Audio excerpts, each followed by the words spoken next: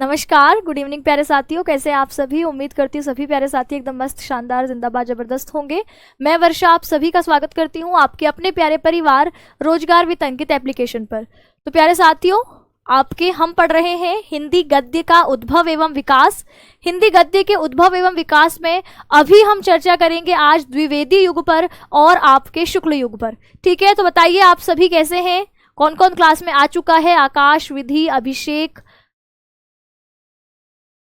आकांक्षा, दीपक, राधा, वैभव, शिवम, अनुष्का, संजय, विवेक, रोहन, रोहित, सुरजीत, कंचन, प्रवेश। बताइए कैसे हैं आप सभी और कैसी चल रही है तैयारी? टॉपर्स बैच में टॉपर्स बनने की तैयारी आप लोगों की चल रही है कि नहीं चल रही? भाई देखिए, पिछले साल हमने क्लासेस आपकी यूट्यूब पर बिल्कुल फ्री ऑफ कॉस्ट चलाई थी, है ना। लेकिन इस बार एप्लीकेशन पर क्लासेस शिफ्ट करने का एक उद्देश्य ये भी है कि आप लोगों के साथ पूरे डेडिकेशन के साथ हमारी टीम मेहनत करे और जितना रिजल्ट पिछली बार आया था टॉपर्स का, उससे कई गुना ज़्यादा रिजल्ट इस बार मिले। ठीक है, तो यहाँ क्योंकि यूट्यूब पर होता है कि कभी आप क्लास लेने आए, कभी नहीं आए, क्योंकि आपने कुछ फीस तो पे करी नहीं है और फ्री की चीज़ की वैल्यू लोगों को होती नहीं है। तो इसीलिए एप्लीकेशन पर आपने थोड़ा बहुत चार्ज भी दिया है। ठीक है, थोड़ा सा आपके अंदर ये भी होगा कि भैया हमने पैसे दिए, क्लास छूट जाएगी, नुकसान हो जाएगा, ये वाली भावना भी होगी। और दूसरा, आप लोग जो है यूट्यूब पर एक दूसरे से कई बार कमेंट्स के माध्यम से बातचीत कर पाते थे। अब यहाँ क्या है कि दूसरों के कमेंट्स दिखते ही नहीं है, सिर्फ अपना कमेंट दिख रहा होगा, तो फिर और ज़्यादा फोकस बढ़ जाएगा पढ़ाई पे, है ना। चलिए, और बाकी सब्जेक्ट की तैयारी कैसी चल रही है आप लोगों की? नवीन, अभिषेक, पवन, योगेश, पीयूष, अमन, अतुल, कृष्णा, निधि, अभिजीत, संजय, सतीश, अजीत, शिवम, अंजलि, तैयार है सभी? आज कौन सा टॉपिक हम पढ़ रहे हैं? एक बार हिंदी गद्य के उद्भव एवं विकास में अभी तक हम कौन कौन से कालक्रम पर चर्चा कर चुके हैं, कमेंट सेक्शन में बताइए, उसके बाद आगे बढ़ते हैं। अच्छे हैं आप लोग? चलिए, बहुत बढ़िया। ठीक है, तो एक बार बता दीजिए कि अभी हम हिंदी गद्य के विकास को जब समझ रहे हैं तो गद्य के विकास के में हमने कौन कौन से कालक्रम पढ़े हैं।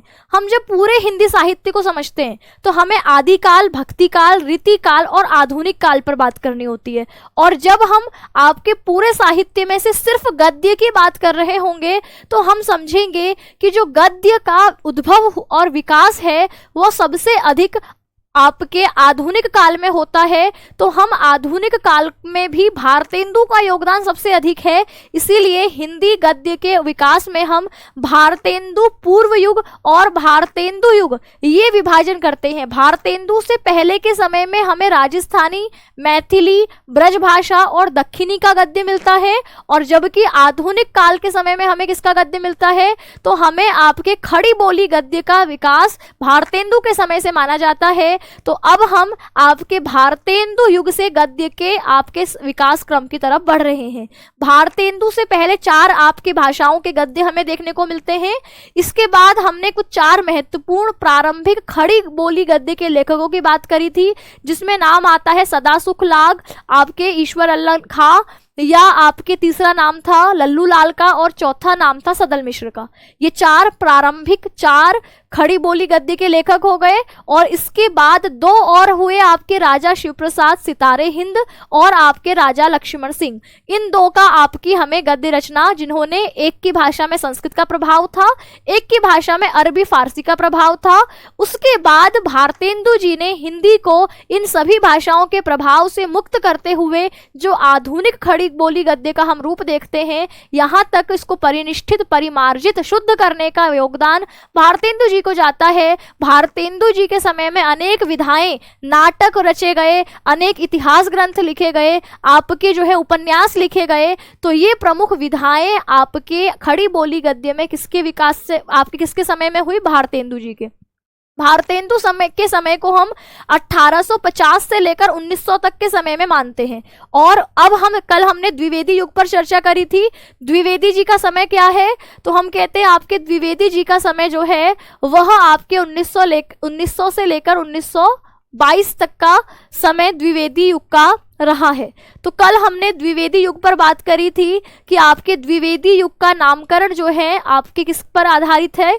तो द्विवेदी जी का जो आपके द्विवेदी युग इसका नामकरण किया गया है, इसमें आपके महावीर प्रसाद द्विवेदी, ठीक है, किसके नाम पर रखा गया है इसका द्विवेदी युग नाम?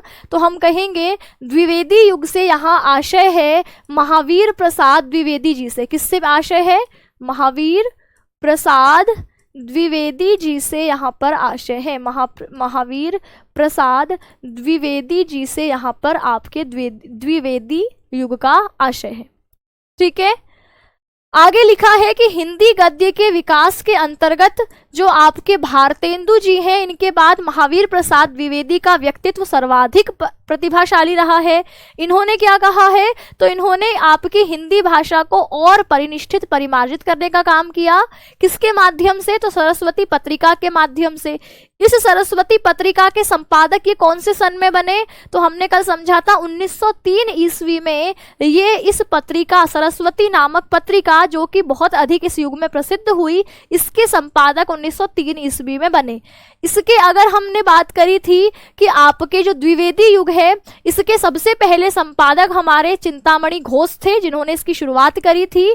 और महावीर प्रसाद द्विवेदी जी के जो पहले, इनसे पहले जो संपादक थे 1903 में ये बने, उससे तुरंत जो पहले संपादक थे उनका नाम था डॉक्टर श्याम सुंदर दास।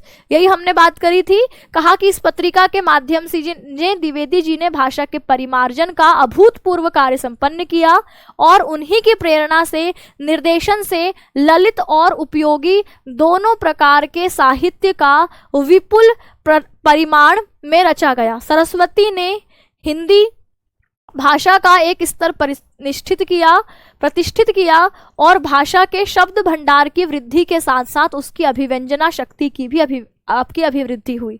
ठीक है, आपके क्या कहा इसमें?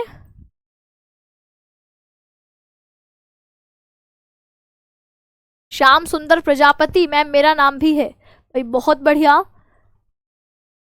देखिए इसमें क्या कहा है कि भाषा का एक स्तर प्रतिष्ठित इन्होंने किया और भाषा के शब्द भंडार की वृद्धि के साथ साथ उसकी अभिव्यंजना शक्ति क्या होती है? आपकी अभिव्यक्ति की शक्ति की भी इससे वृद्धि हुई।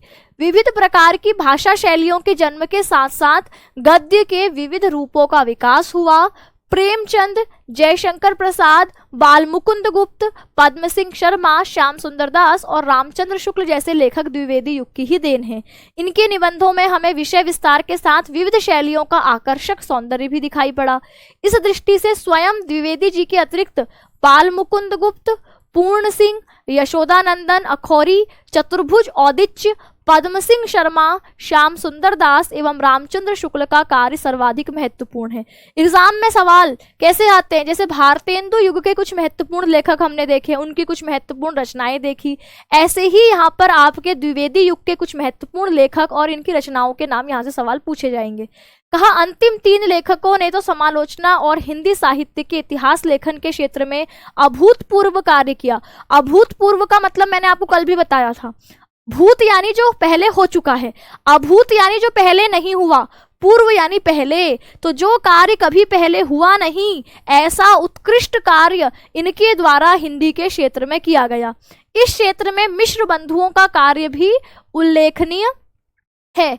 अब द्विवेदी युग के कुछ महत्वपूर्ण नाटक, अलग अलग विधाओं की बात करेंगे तो सबसे पहले हम इसी युग के कुछ महत्वपूर्ण नाटकों को समझते हैं। जैसे सबसे पहले हम राधा चरण गोस्वामी जी का श्री दामा, यह पौराणिक नाटक समझेंगे। ठीक है, उसके बाद आपका शिवनंदन सहाय का सुदामा, यह पौराणिक नाटक। फिर ब्रजनंदन सहाय का उद्धव, ये आपके पौराणिक नाटक की बात करेंगे। उसके बाद है गंगा प्रसाद का रामा अभिषेक, गंगा प्रसाद गुप्त का वीर जयमल, वृंदावन लाल वर्मा का सेनापति उदल ऐतिहासिक ग्रंथ, भगवती प्रसाद का वृद्ध विवाह और लाला सीताराम का मृच्छकटिकम और सदानंद अवस्थी का नागानंद, यह आपके अनुवाद का नाटक है। ठीक है, तो यह क्या है? आपके कुछ प्रमुख ग्रंथ। कितने नंबर के क्वेश्चंस आएंगे भाई? 5 क्वेश्चंस आपके पद्य के उद्भव एवं विकास से और 5 नंबर के गद्य के उद्भव एवं विकास से। ठीक है, पौराणिक का मतलब क्या है? जो पुराण से संबंधित हो, जो पुराण की कथाओं पर आश्रित है, वही पौराणिक होगा। ठीक, तो ये आपके द्विवेदी युग के कुछ महत्वपूर्ण नाटक, जिसमें राधाचरण गोस्वामी जी, शिवनंदन सहाय, ब्रजनंदन सहाय, गंगा प्रसाद गुप्त, वृंदावन लाल वर्मा, भगवती प्रसाद, लाला सीताराम और सदानंद अवस्थी, ये नाटक आपके लिखे गए। इसके अलावा हम कुछ उपन्यासों की बात करते हैं जो कि इस युग में लिखे गए। इन उपन्यासों में आपके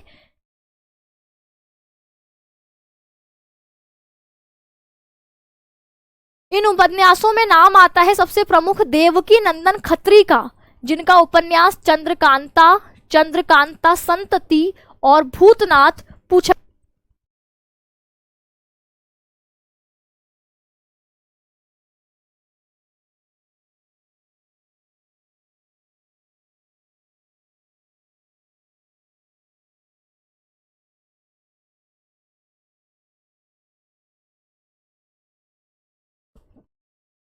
कहा कि देवकी नंदन खत्री, इनका उपन्यास चंद्रकांता संतति और भूतनाथ। ठीक है, अनूठी बेगम आपके वीरेंद्रवीर कुसुम कुमारी। इसके बाद आपकी नरेंद्र मोहिनी। किशोरी लाल गोस्वामी का देखें तो आपके भैया तारा, रजिया बेगम, कनक कुसुम, सोना और सुगंध। ठीक है, गोपाल दास गहमरी का देखें तो सरकटिलाश, जासूस की भूल, अद्भुत खून। लज्जा राम शर्मा का देखें तो यहाँ पर आदर्श दंपति, आदर्श हिंदू और अयोध्या सिंह उपाध्याय के अधकिला फूल और ठेठ हिंदी का ठाठ, ये कुछ इस युग के कुछ प्रमुख उल्लेखनीय उपन्यास हुए। इसके बाद इस युग की ही कुछ प्रमुख कहानियां, जिसमें हम सबसे पहले किशोरी लाल गोस्वामी की कहानी इंदुमती, लाला भगवान दिन की कहानी प्लेग की चुड़ैल, ठीक है, रामचंद्र शुक्ल की कहानी 11 वर्ष का समय, बंग महिमा की कहानी दुलाई वाली और चंद्रधर शर्मा गुलेरी की कहानी उसने कहा था, यह भी आपके किससे संबंधित है, आपके द्विवेदी युग से संबंधित है। तो अब आ जाते हैं द्विवेदी जी के बाद हम शुक्ल युग पर। ठीक है, जैसे हमने भारतेंदु युग देखा, भारतेंदु युग के बाद हमने द्विवेदी युग को समझा, और अब हम द्विवेदी युग के बाद किस में आ रहे हैं, द्विवेदी युग जी के बाद आपके शुक्ल युग पर। ठीक है, शुक्ल युग किससे संबंधित है, तो कहा द्विवेदी युग के बाद हृदय के गहन विचारों को व्यक्त करने की क्षमता शुक्ल युग के गद्य में दिखाई पड़ी। सन 1919 से लेकर 1938 तक का समय।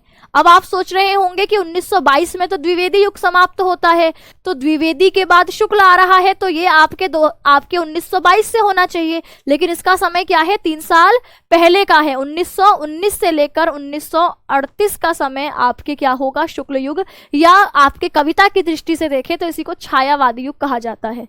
कहा सन 1919 से लेकर 1938 तक के समय को हम हिंदी गद्य साहित्य में रामचंद्र शुक्ल के, ये जो शुक्ल युग है, ये रामचंद्र शुक्ल के महत्वपूर्ण योगदान के कारण इस युग को शुक्ल युग नाम दिया गया है। आपके इस युग को प्रसाद युग, प्रेमचंद युग, छायावादी युग के नाम से भी जाना जाता है, क्योंकि छायावादी कवियों ने अपनी अनोखी प्रतिभा और सृजन शक्ति से उसके लाक्षणिक, अलंकृत, प्रतीकात्मक और वक्रतापूर्ण स्वरूपों को प्रस्तुत किया। अगर मैंने कहा ना, जैसे काव्य की दृष्टि से बात करेंगे तो इसी युग को हम छायावादी कहेंगे, क्योंकि इस समय के जो छायावादी कवि हैं, उन्होंने जो आपकी काव्य लिखा है उसकी सृजन शक्ति से, उसके लाक्षणिक और अलंकृत प्रयोग के कारण इस युग को हम छायावादी युग कहते हैं। कहा जैसे प्रसाद है, निराला है, पंत है, महादेवी वर्मा है, दिनकर आदि ने अपने काव्य ग्रंथों की भूमिकाओं में, स्वतंत्र लेखों में नए आकर्षक गद्य का स्वरूप सामने रखा। इसी युग में वियोगी हरि, राय कृष्णदास और माखनलाल चतुर्वेदी के भावुकता प्रधान गद्य के भी दर्शन हमें हुए। ठीक है,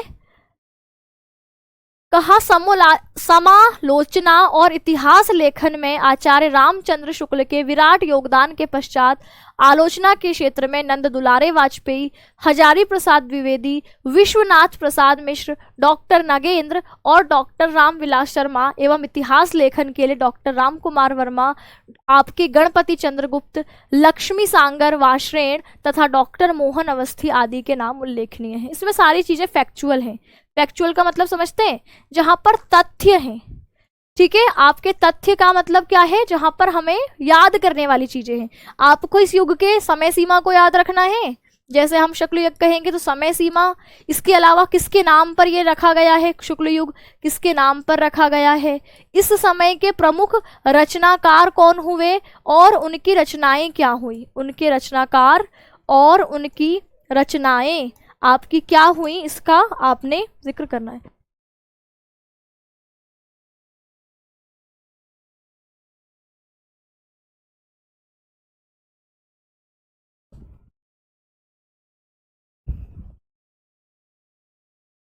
आगे बढ़ते हैं।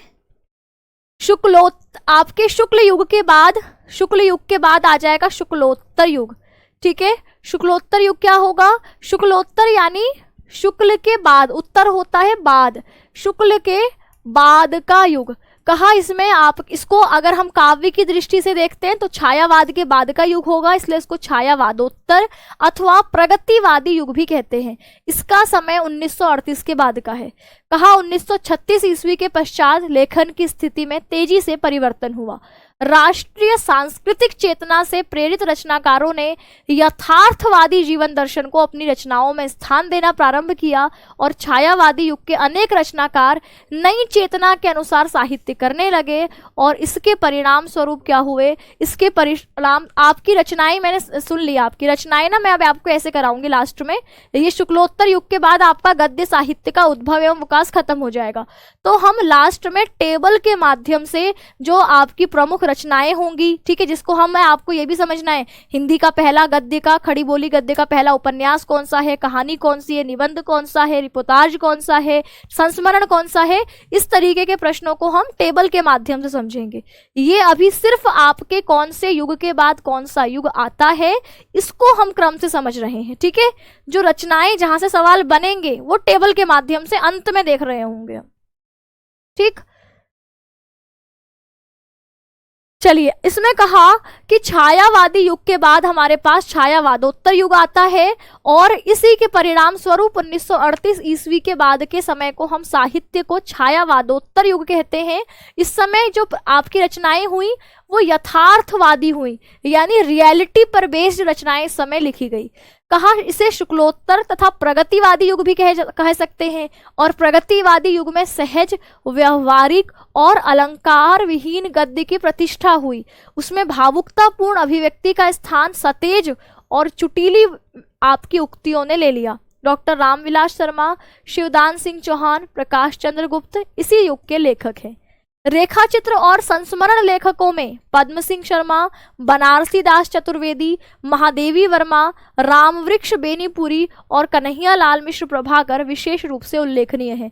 अब धीरे धीरे जब हम 1938 ईस्वी के बाद पहुंचते हैं तो यहाँ पर क्या होता है, यहाँ पर आपकी जो रचनाएं हैं वह यथार्थवादी अधिक हो जाती हैं। आपकी यथार्थवादी यानी रियलिटी पर बेस्ड। अब जो आपके जीवन से जुड़ी हुई घटनाएं होंगी वही आपको गद्य रूप में कहानी, उपन्यास, संस्मरण, रेखाचित्रों के माध्यम से स्पष्टता दिखेंगी। इसीलिए इसी युग में हम रेखाचित्र और संस्मरण की बात कर रहे हैं। रेखाचित्र क्या होता है, जहां शब्दों के माध्यम से किसी का चित्र हमारे दिमाग में बना दिया जाए, और संस्मरण किसी बीती हुई घटना को स्मरण करते हुए जब गद्य लिखा जाता है संस्मरण कहा जाता है। तो इस समय में यथार्थ, रियलिटी की भूमिका ज्यादा है, इसीलिए इस तरीके के ग्रंथों को इस समय में लिखा गया और इसके महत्वपूर्ण लेखक आपने शुक्लोत्तर युग में समझे हैं। ठीक, इसके बाद इसके महत्वपूर्ण लेखक में आपने किस किस का नाम देखा, तो कहा पद्म सिंह शर्मा का, बनारसी दास चतुर्वेदी जी का, महादेवी वर्मा जी का, रामवृक्ष बेनीपुरी जी का और कन्हैया लाल मिश्र प्रभाकर जी का। इनका नाम विशेष रूप से इस समय में उल्लेखनीय होगा। हिंदी में इधर कुछ उत्कृष्ट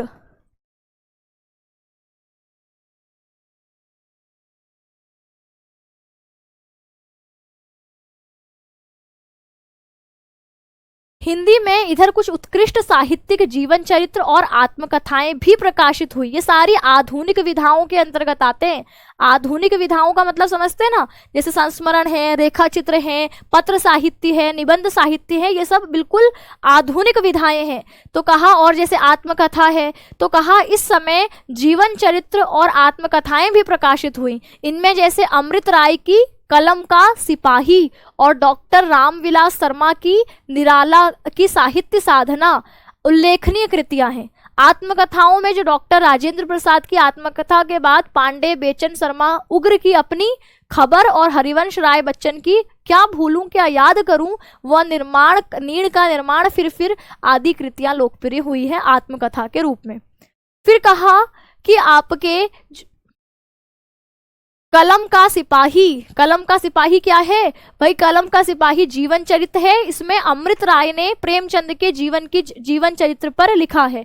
ऐसे ही डॉक्टर रामविलास शर्मा ने आपके सूर्यकांत त्रिपाठी निराला के जीवन पर निराला की साहित्य साधना ये लिखी है। मैंने आपसे कहा था ना, जीवनी इंसान खुद नहीं लिखता, कोई और उसके बारे में लिखता है। तो यहाँ पर अमृत राय ने प्रेमचंद की जीवनी लिखी और आपके रामविलास शर्मा ने किसकी जीवनी लिखी? तो हम कहते हैं निराला जी की, सूर्यकांत त्रिपाठी निराला जी की जीवनी लिखी, जिसको हम कलम का सिपाही कहते हैं या हम कहते हैं आपके निराला की साहित्य साधना। और आत्मकथाओं के रूप में हमारे पास राजेंद्र प्रसाद की आत्मकथा के बाद पांडे बेचन शर्मा उग्र की जैसे अपनी खबर और आपकी हरिवंश राय बच्चन की क्या भूलूं क्या याद करूं, ये प्रमुख हैं। तो कहा आज निबंध, नाटक, कहानी, उपन्यास आदि के अतिरिक्त कुछ और विधाएं प्रचलित हुई, जैसे डायरी है, रिपोर्टाज है, फैंटेसी होती कल्पनात्मक कहानियां, ठीक है। फैंटेसी मतलब जहां पर कल्पना है, बहुत ज्यादा कल्पना है, हकीकत से उसका कोई लेना देना नहीं है, ऐसी रचनाएं। रेडियो रूपक आदि कितनी ही नई विधाओं के अंतर्गत उत्कृष्ट साहित्य की रचना हो रही है। इसके अतिरिक्त विभिन्न विश्वविद्यालयों में प्रतिवर्ष जो शोध प्रबंध निकल रहे हैं, उनके द्वारा वैज्ञानिक विवेचन, विश्लेषण तथा मूल्यांकन के लिए पूर्ण सक्षम हिंदी गद्य का स्वरूप विकसित हो रहा है। तो आधुनिक युग में हिंदी नाटक व रंगमंच जीवन के यथार्थ से जुड़कर नई दिशा की तरफ उन्मुख हुआ है और आपके मोहन राकेश इस काल के प्रमुख हिंदी नाटककार रहे हैं। उपेंद्रनाथ अश्क, विष्णु प्रभाकर, जगदीश चंद्र माथुर, धर्मवीर भारती, लक्ष्मी नारायण लाल तथा मोहन राकेश इस काल के प्रमुख क्या है? नाटककार आपके कब के रहे हैं? तो हम कहते हैं आधुनिक काल के जो प्रमुख नाटककार ये रहे हैं। ठीक है, तो आपने हिंदी साहित्य के कालक्रम में जो आपका टॉपिक था हिंदी गद्य का उद्भव एवं विकास, इसको अगर क्रम से देखें तो भारतेंदु से पहले तो गद्य हमें बहुत ही आंशिक रूप से और वो भी खड़ी बोली में नहीं मिलता। भारतेंदु के बाद इसकी शुरुआत हुई। भारतेंदु के समय में नाटक, उपन्यास, इतिहास ग्रंथ ज़्यादा देखने को मिले। उसके बाद धीरे धीरे हम किस पर चले? तो हमने फिर आपके नाटक, उपन्यास, रिपोर्टाज, फिर हम आधुनिक की तरफ बढ़े। तो आधुनिक में हमने फिर आपके द्विवेदी युग को समझा। ठीक है, द्विवेदी युग के बाद हम शुक्ल युग, शुक्ल जो है वो आपके निबंध की दृष्टि से प्रसिद्ध रहा, आलोचना साहित्य की दृष्टि से वो समृद्ध रहा। और शुक्ल के बाद शुक्लोत्तर या उसको हम छायावादोत्तर युग भी कहते हैं, क्योंकि शुक्ल युग को छायावाद के नाम से जाना जाता है। ठीक है,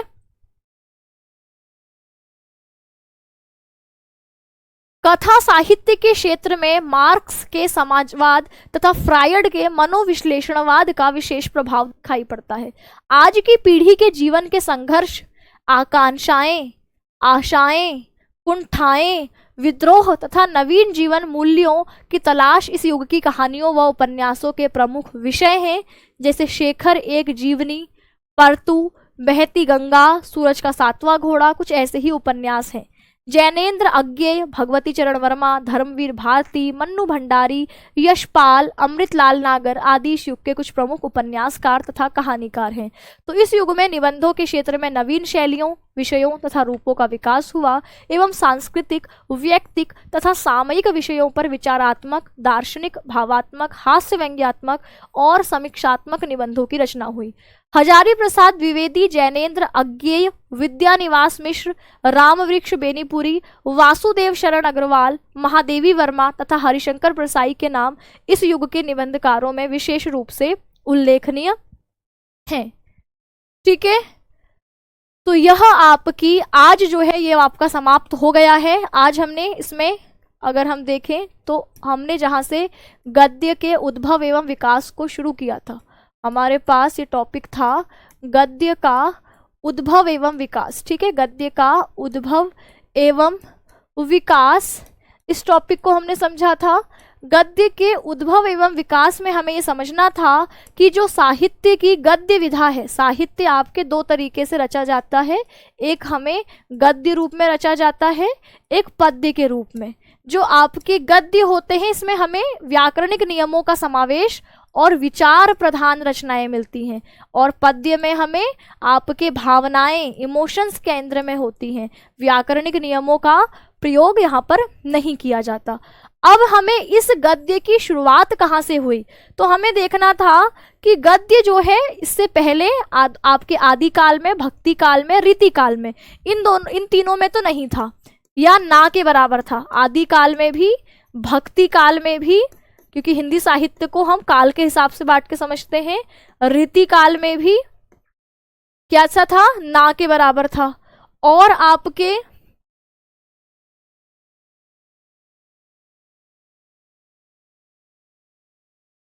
जो आधुनिक काल है, आधुनिक काल है, यहाँ से हमें असली गद्य का विकास देखने को मिलता है। समय सीमा के हिसाब से अगर हम बांट के देखें तो आदि काल, भक्ति काल और रीति काल का समय हमने माना है कि भैया 700 से लेकर के कम से कम 1850 तक का समय तो यहीं पर हो जाता है, जिसमें आदि काल, भक्ति काल, रीति काल था। और यहाँ आधुनिक काल के समय को हम 1850 भारतेंदु के बाद के युग से समझते हैं। और असली गद्य का विकास हमने इन कालखंड में समझा, आधुनिक काल में समझा। इससे पहले तो आंशिक रूप में, जैसे कुछ राजस्थानी गद्य हमने देखे थे, कुछ राजस्थानी भाषा का प्रभाव, कुछ मैथिली का प्रभाव, कुछ ब्रज भाषा गद्य का प्रभाव तब देखने को मिलता था, वो भी बहुत कम, क्योंकि तब मुद्रण तकनीक थी नहीं, तो चीज़ों को याद करके ट्रांसफ़र करना पड़ता था। तो ऐसे समय में आपकी गद्य रचनाएं बहुत ज़्यादा नहीं होती थी। तो आधुनिक काल में आपके गद्य की शुरुआत हुई। आधुनिक काल को भी हमने बांट करके समझा। अगर मैं आधुनिक काल की भी बात करूं तो आधुनिक काल में भी हमने सबसे पहला और ज़रूरी नाम देखा है भारतेंदु जी का, क्योंकि इन्होंने ही हिंदी के जो खड़ी बोली का रूप जो अभी आप देख रहे हैं उसको प्रतिष्ठित किया था। भारतेंदु जी के बाद हमने देखा कि भारतेंदु के बाद द्विवेदी युग से हम द्विवेदी युग को देखते हैं। द्विवेदी जी के बाद हम शुक्ल पर आते हैं, और शुक्ल के बाद हम शुक्लोत्तर युग को समझते हैं कि कैसे क्रमिक रूप से गद्य का विकास हुआ है। इसकी भी समय सीमा आपको ध्यान में होनी चाहिए कि भारतेंदु युग, जिसको हम 1850 या 1868 इससे लेकर 1900 तक के समय की रचनाओं और उनके रचनाकारों को पढ़ते हैं। द्विवेदी युग में हम 1900 से लेकर 1922 तक के रचनाओं को और उनके रचनाकारों को समझते हैं। शुक्ल युग में हम 1919 से लेकर 1938 तक की रचनाओं और इनके रचनाकारों को पढ़ते हैं। और शुक्लोत्तर युग में हम 1938 से बाद के, या 1938 से लेकर, या तो हम अगर 1947 तक ले लेते हैं और उसके बाद के युग को स्वातंत्र्योत्तर युग कहते हैं, स्वतंत्रता के बाद का युग, या 1938 के बाद के समय को ही हम शुक्लोत्तर युग के रूप में समझते हैं। अब अगर हम देखें तो जो आपके पाठ्यक्रम का टॉपिक था वो तो खत्म हो गया, लेकिन सिर्फ इतना पढ़ने से क्या आपके एग्जाम में पूरा एग्जाम जो है पूरे ऑब्जेक्टिव क्वेश्चन में से मार्क्स आ जाएंगे? तो मेरा जवाब होगा नहीं। अब असली चीजें, जो फैक्चुअल चीजें हैं वो याद करनी है आपको। कैसे याद करनी है? तो हमें क्या करना होगा, अब पहले तो जो हमने जितनी प्रमुख गद्य विधाएं देखी हैं, गद्य विधाएं क्या होती है भाई, पहली क्लास में पढ़ाई थी। जैसे हमने कहा कि गद्य तो हम लिख रहे हैं, लेकिन वो गद्य कहानी का रूप हो सकता है, उपन्यास का हो सकता है, निबंध का हो सकता है, जीवनी का हो सकता है, संस्मरण का हो सकता है। ये सभी तो गद्य हैं, इन सभी में विचार प्रधान होते हैं। नाटक भी तो गद्य है। तो यहाँ पर हमें हर गद्य विधा के कुछ प्रमुख रचनाकार और उनकी पहली रचनाएं, इसको समझना है। ठीक है, अब हमें क्या करना है कि हर युग की, जितनी हमने ये युग देखे हैं, इस युग के बार और इसकी प्रमुख रचनाएं तो समझी ही, अब हमें कुछ प्रमुख गद्य विधाएं, जैसे नाटक, ठीक है, जैसे हमारे पास नाटक के अलावा आपके एकांकी हो गए, उपन्यास हो गए, निबंध हो गए, रेखाचित्र हो गए, संस्मरण है, पत्र साहित्य है, यात्रा साहित्य है, इन सभी को हम समझेंगे। ठीक है। आपकी अगली क्लास में, अगली क्लास कब होगी तो भैया मंडे को होगी। अगली क्लास कब होगी आपकी? मंडे को होगी। सैटरडे और संडे मेरा ऑफ रहेगा। सैटरडे और संडे में हिंदी की क्लास बहुत कम ऐसा होगा कि सैटरडे में आपकी क्लास होगी, जैसे कल नहीं होगी। ठीक है, सैटरडे में सिर्फ इंपॉर्टेंट चीजें मैं आपको पढ़ाऊंगी, वो भी क्वेश्चन से या रिवीजन होगा, नया कुछ भी नहीं सैटरडे में पढ़ेंगे। और आपकी वो भी हफ्ते में एक आध सैटरडे क्लास होया करेगी, बाकी मेरी क्लासेस मंडे टू फ्राइडे ही रहेंगी। तो आप, क्योंकि हिंदी का बहुत ज़्यादा सिलेबस तो है नहीं, तो अभी तक आपने जो पढ़ा है वो सारी चीज़ें आपको रिवाइज करके रखनी है। ठीक, आपके मैम मथुरा आप भी आ रही हैं? भाई नहीं, मथुरा हम नहीं आ रहे हैं, बाकी टीम आ रही है, हमारी ट्यूशन टीम। ठीक है मैम, क्लास के अलावा भी कुछ पढ़ने की ज़रूरत नहीं है। भाई मैं ना सारी चीज़ें कराऊंगी आपको, क्लास में ही कराऊंगी। ये हो सकता है कि एक साथ ना हो, धीरे धीरे धीरे। ठीक है, जैसे अभी हमने मैंने आपको बेसिक आइडिया, ये पहला टॉपिक गद्य के विकास एवं उद्भव से दे दिया है। गद्य का उद्भव एवं विकास का जो बेसिक आइडिया है वो आपके दिमाग में जा चुका है। अभी हमें इसको बारीकी से पढ़ना है, लेकिन धीरे धीरे। ठीक है, या तो मंडे को मैं आपको करूंगी कि रचनाएं टेबल के माध्यम से याद करवा दूंगी, या मुझे ऐसा लगेगा कि अगर चैप्टर अब स्टार्ट कर देने चाहिए, बीच में हम किसी दिन गद्य के उद्भव एवं विकास के जो फैक्चुअल क्वेश्चंस हैं, जिसमें प्रमुख रचनाएं एवं रचनाकार के कालक्रम के हिसाब से उनको समझना है, या तो बीच में किसी दिन देख लेंगे, और मंडे को कोई गद्य का चैप्टर शुरू करवा दूंगी। मैंने आपसे कहा था ना कि गद्य का उद्भव एवं विकास पढ़ने के बाद जो चैप्टर की शुरुआत होगी वह आपकी इसके बाद ही होगी। तो अब ये हमारा एक खत्म हो चुका है, तो फिर आपके गद्य के उद्भव एवं विकास को खत्म करने के बाद गद्य के चैप्टर्स जो हैं आपके, वो शुरू करवा सकती हूँ मैं। जैसे आपके राष्ट्र का स्वरूप है, वासुदेव शरण अग्रवाल का पहला चैप्टर तो यही है, उसको पढ़ना शुरू करेंगे। अब एक बात बताइए, आप लोगों के कोई डाउट है तो आप लोग पूछिए, क्योंकि समय हमारे पास अभी है।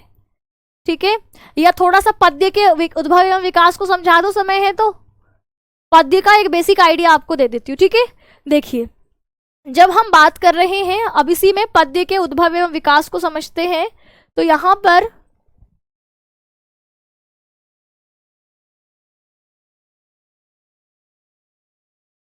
समझा दूं ना। देखिए पद्य क्या होता है आपका, तो हम कहेंगे पद्य आपका आपके साहित्य की वह विधा जहां पर आपके रस छंद अलंकार युक्त रचना को, पद्य क्या होता है?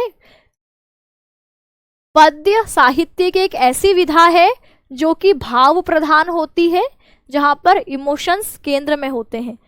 इसके अलावा पद्य की एक और विशेषता है कि इसमें रस छंद अलंकार होते हैं। रस छंद अलंकार इनका प्रयोग किया जाता है। साथ ही इसमें आपके तुक होती है, गेयता होती है, ताल होता है ना। हम इसको गा सकते हैं, इसको गा करके तुक के साथ इसको गाया जा सकता है। ठीक है, इसके अलावा अच्छा कुछ की डिमांड आ रही है कि मैम संस्कृत पढ़ा दो, कुछ की डिमांड आ रही है कि भाई व्याकरण पढ़ा दो।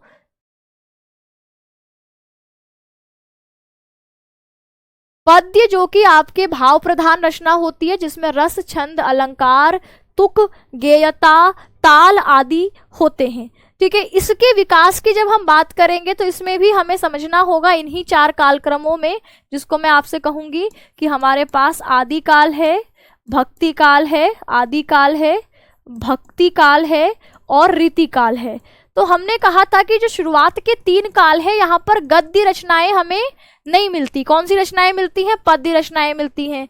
तो हम इस समय की पद्य रचनाओं की दृष्टि से यह काल बहुत समृद्ध रहा है। जैसे मैं बात करूं कि शुरुआत में हम आदि काल, फिर भक्ति काल और फिर रीति काल के पद्य साहित्य की बात करेंगे। तो जैसे आपका आदि काल है, आदि का मतलब होता है प्रारंभ। ठीक है, प्रारंभ या शुरुआत।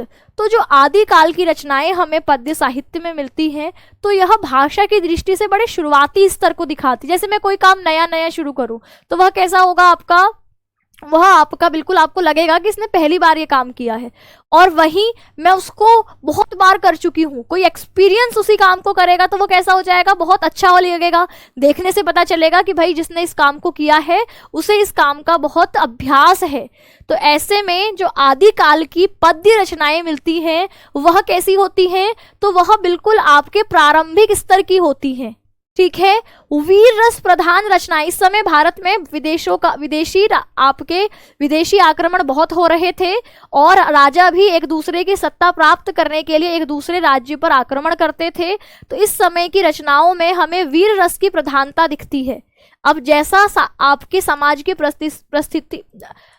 परिस्थिति होगी वैसा ही साहित्य लिखा जाएगा। तो इस समय में क्या हो रहा था, इस समय में युद्ध चल रहे थे, तो युद्ध चल रहे हैं तो वीर रस प्रधान रचनाएं हमें इस समय में मिलती हैं। अच्छा, भक्ति काल से क्या समझेंगे आप, जहां पर भक्ति संबंधित साहित्य की रचना होगी वो भक्ति काल है ना। यहाँ पर ईश्वर की आराधना उपासना की जाती है। यह उपासना भी सगुण और निर्गुण इन दो रूपों में होती है। सगुण यानी जहाँ ईश्वर के साकार मूर्ति रूप की पूजा होगी, और निर्गुण यानी जहाँ पर ईश्वर के निराकार रूप की, जिसका कोई आकार नहीं। अब आप कहेंगे निराकार जैसे मैं कहूँ कि ईश्वर को दो तरीके से याद कर सकते हैं। एक तो मूर्ति है मेरे सामने और मैं उसको धूप बत्ती वगैरह जो भी दिया वगैरह है वो जला रही हूँ, तो ये क्या है, ईश्वर का एक मूर्त रूप है, दिखाई दे रहा है सामने। और एक मैं सिर्फ आंखें बंद करके जो है ईश्वर का स्मरण कर रही हूँ। तो ये जो भक्ति काल है इसमें दो तरीके की उपासना हमें दिखती है। एक सगुण जहाँ पर ईश्वर को आकार रूप में पूजा जाता है, मूर्ति रूप में पूजा जाता है, और एक ऐसा जहाँ पर ईश्वर कि निराकार यानी कोई आकार ईश्वर का नहीं है, एक परम पिता परमात्मा की छवि कोई सिर्फ आपके पूजा जाता है, वह निराकार निर्गुण भक्ति होगी। तो ये जो भक्ति काल है इसमें हमें कैसी रचनाएं मिलती हैं, भक्ति प्रधान, और ये भक्ति प्रधान भी निर्गुण और सगुण इन दो रूपों में हमें देखने को मिलती हैं। ठीक है, फिर तीसरा आ जाता है हमारे पास रीति काल। रीति काल यानी जहां पर रीति संबंधित साहित्य हमें मिलता है। इस समय में आपके जो है इस समय में हमें श्रृंगार रस प्रधान रचनाएं, क्योंकि राजा लोग जो हैं इस समय में भोगी विलासी प्रकृति के हो गए थे, है ना। आपके सुर और सुरा इनमें डूबे रहते थे। सुरा यानी कि आपके शराब, है ना, और आपकी सुरा और सुंदरी यानी आपकी लड़की, है ना। तो इन दोनों में ही इस समय के राजा महाराजा लोग डूबे रहते थे। तो जो राजा के आश्रय में राजकवि होते थे तो वो जो रचना करते थे वो इसी तरीके की श्रृंगार रस प्रधान भोग विलासिता वाली रचनाएं करते थे। तो इस समय की रचनाओं में हमें इसका प्रभाव देखने को मिलता है। साथ ही कुछ राजकवि अपने राजा जिसके आश्रय में रहते थे उसकी खूब बढ़ा चढ़ा के तारीफ करके साहित्य रचना करते थे। तो यानी रीति काल का जो साहित्य है हमें इस प्रकार से आपके क्या होता है, आपके राजाओं के जीवन पर या उनकी भोग विलास की प्रवृत्ति पर या श्रृंगार पर आश्रित इस समय का साहित्य देखने को मिलता है। ठीक है, चलिए तो अब हम आज की क्लास को यहीं एंड करेंगे। गद्य एवं पद्य का थोड़ा बहुत इंट्रोडक्शन आपको दिया है। पद्य आज हम कंप्लीट नहीं कर रहे हैं, ठीक है, क्योंकि अभी पद्य को मैं आपके थोड़े समय बाद शुरुआत कराऊंगी। मंडे को अब आपकी क्लास होगी। मंडे को मैं सोच रही हूँ कि संस्कृत खंड शुरू करवा दूं। बताइए क्या कहना है आप लोगों का, डिमांड आ रही है ना आप लोगों की, संस्कृत खंड की शुरुआत हो जाए। संस्कृत से मैंने सुना है कि आप लोगों को डर लगता है, तो डर को दूर भगाने का वक्त आ गया, क्योंकि संस्कृत जो है, संस्कृत का एक्सपीरियंस मुझे काफ़ी ज़्यादा है ना, क्योंकि मैं आपके टीचिंग चैनल पर जो है आपके टीचिंग के एग्जाम्स में संस्कृत पढ़ाती हूँ, और पढ़ करके जो स्टूडेंट्स होते हैं उनको बहुत मज़ा आता है। तो अगर आप चाहें, आपको संस्कृत में डर है, तो डर को सबसे पहले डर को ही भगाते हैं और मंडे से संस्कृत खंड की शुरुआत कर देते हैं। बताइए क्या करना है। संस्कृत में व्याकरण खंड, अरे संस्कृत का व्याकरण खंड भी तो है अभी, तो संस्कृत के व्याकरण खंड से शुरुआत करना चाहें आप या उसके चैप्टर्स से शुरुआत करना चाहें, मुझे आप लोगों से आज ग्रुप में पूछूंगी, मुझे बता दीजिएगा कैसे करना है, और वैसे ही हम मंडे से कंटिन्यू करेंगे। ठीक है, चलिए तो मंडे से इसको शुरू करते हैं। अभी गद्य का उद्भव एवं विकास पूरी तरीके से खत्म नहीं हुआ है, मान के चलिए 60-70% हो गया है, 30-40% अभी रहता है, जिसमें हमें रचनाएं, ठीक है, अनेक विधाओं की, अलग अलग विधाओं की पहली रचना या महत्वपूर्ण रचना और उनके रचनाकारों के नाम पढ़ने होंगे। तो अभी गद्य के उद्भव एवं विकास को थोड़ा सा ब्रेक दे करके पढ़ेंगे, ताकि आप लोगों को ऐसा ना लगे कि भैया जो है इसमें तो याद करने वाली चीज़ें आ रही है सारी, हम इतना याद करेंगे कैसे। तो थोड़ा सा गैप अपने दिमाग को दीजिए, कुछ इंटरेस्टिंग हम संस्कृत में पढ़ेंगे और व्याकरण में पढ़ेंगे, और उसके बाद वापस बीच में इस टॉपिक को एक दिन शुरू कर लेंगे, जहां पर हम थोड़ा करके इसके चैप्टर्स को खत्म कर रहे होंगे। ठीक है, तो चलिए अब आज की क्लास को यहीं खत्म करते हैं। मिलेंगे आपसे मंडे को। लाइव क्लास में जुड़ने की कोशिश करिएगा, 4 बजे क्लास का समय होता है, तो इसी समय आप क्लास से जुड़ें। आज की इस क्लास को यहीं एंड करूंगी। नमस्कार। धन्यवाद।